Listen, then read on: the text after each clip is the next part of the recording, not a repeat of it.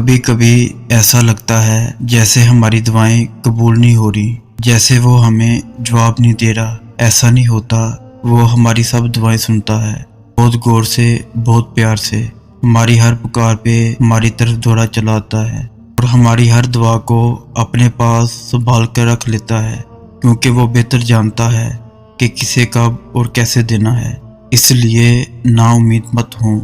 ایک دن تمہیں وہ سب دے گا جس کے لیے تم نے اپنا ہر راستہ چھوڑ کر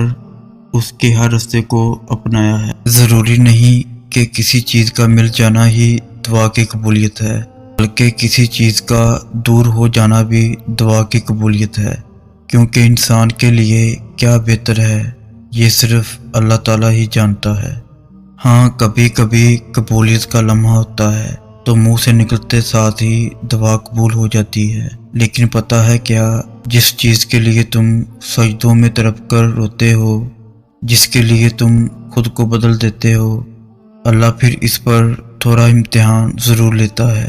تاکہ وہ تمہاری اس پکار، اس طرف کو دیکھ سکے تمہارے میں کتنا صبر ہے۔ اور اگر تم صبر کرنا سیکھ جاؤ گے نا، اس بات پر یقین رکھو گے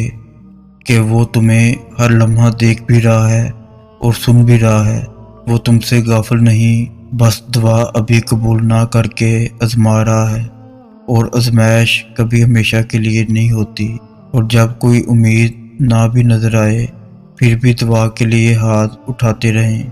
بس وہی ہے جو دے سکتا ہے، اس کے علاوہ بھلا اور کون ہے جو تمہاری دعائیں سن سکے، تمہاری مدد کر سکے، تمہاری تکلیف کو سمجھ سکے، تمہارے انتظار کی اذیت کو دیکھ سکے، تمہاری خاموش آنکھوں کو پڑھ سکے، تمہارے حلق میں پھنسے آنسو کو بھی بھاپ سکے۔ تو پھر عرش سے آواز صرف کن کی آئے گی۔ جو قریب ہوتا ہے مدد کے لیے اسے ہی پکارا جاتا ہے، اور رب سے زیادہ کوئی بندے کے قریب نہیں۔ وہ سب سے پہلے سننے والا اور سب سے پہلے جان لینے والا ہے۔ اسے لفظوں میں کہنے کی ضرورت نہیں، اسے لکھ کر درخواست دینے کی بھی ضرورت نہیں،